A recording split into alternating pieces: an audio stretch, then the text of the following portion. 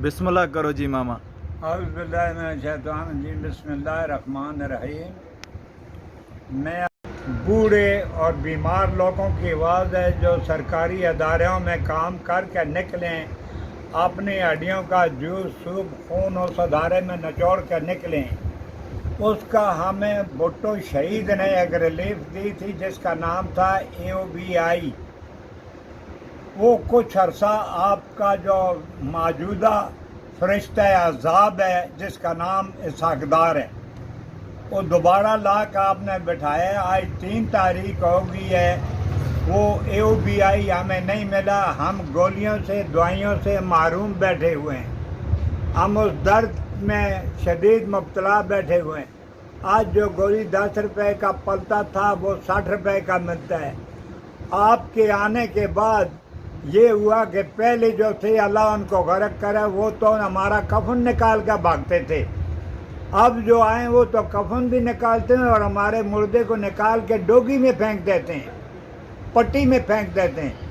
لہذا مہربانی کر کے میں اپیل کرتا ہوں کہ 2012 میں بھی اسحاق ڈار نے ہمارا AOBI کھایا، جس کا پوری دنیا بچہ ترندہ پرندہ سارے گواہ ہیں۔ اب پھر ہمارے اوپر عذاب کے فرشتے کی طرح آن لا بٹھایا اس کو۔ لہذا ہم آپ سے خدا واسطے نہیں مانگ رہے، ہم جتنا عرصہ جس ادارے میں سروس کرتے رہیں ہمارے پیسے کاٹتے رہیں، لہذا مہربانی کر کے ہمارا AOBI فنڈ ہے جو پینشن کی شکل میں، بڑھاپا لونس کی شکل میں، وہ بحال کیا جائے اور ہمیں بھیجا جائے، ہمیں تاریخیں نہ دی جائیں۔ آج 3 تاریخ ہے، کیا بہانہ کرو گے؟ اب کس قسم کا بہانہ کرو گے؟ سیلاب آیا، ہمیں سیلاب کی جوابداری نہیں ہے، ہمیں کسی قیامت آنے کی جوابداری نہیں ہے، یہ کام اللہ کے ہیں۔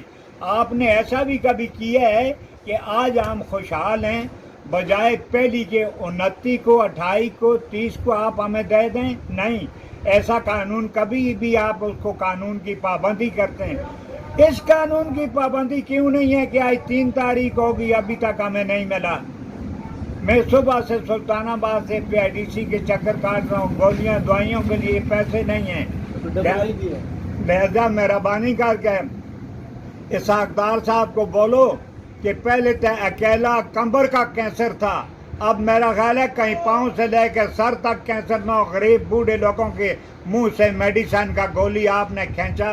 میں نے آپ کو اپیل کیا، وزیر اعظم پاکستان ہے، شاید میری باتیں آپ کو چبھتی ہوئی بھی لگیں، لیکن میں اپنا حق مانگتا ہوں، آپ سے کوئی چیز نہیں مانگتا ہوں۔ السلام علیکم۔